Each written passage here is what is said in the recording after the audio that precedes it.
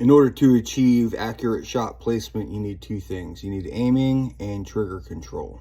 Aiming, it has to do with aligning your front sight with your rear sight. This is your front sight, and that's your rear sight. You want to have the focus on the front sight and put it right over the target.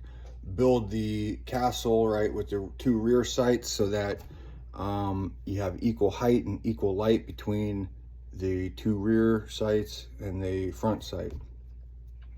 And as long as you pull that trigger and the gun doesn't move, that bullet will go wherever you want it to go. Okay, so I can point at whatever I want to shoot, and then as long as it's not moving, the gun, when I pull the trigger,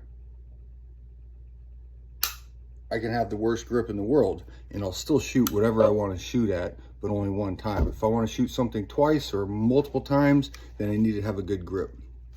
Good grip involves covering up as much real estate on this frame as possible, okay? So as you're holding the gun with your dominant hand, you see this massive gap in the real estate.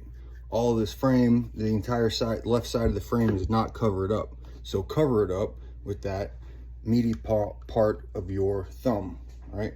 So if I'm looking at the pistol like this, you see this giant gap right here. All that's covered or not covered up. Now I'm going to cover it all up. And I like to put this knuckle right and this knuckle. And I'm pointing at the target with my left thumb, okay? So as I'm pointing my thumb at the target, I get a good, like, overemphasized left hand shake.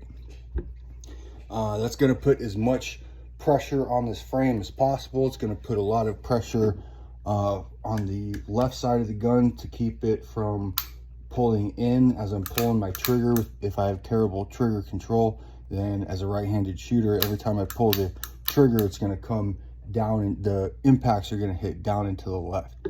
It's because I'm pulling the trigger with my whole hand. You don't need to do that, but in order to keep it even more stable, you get that left thumb to press on the left side of that gun to give it some more stability.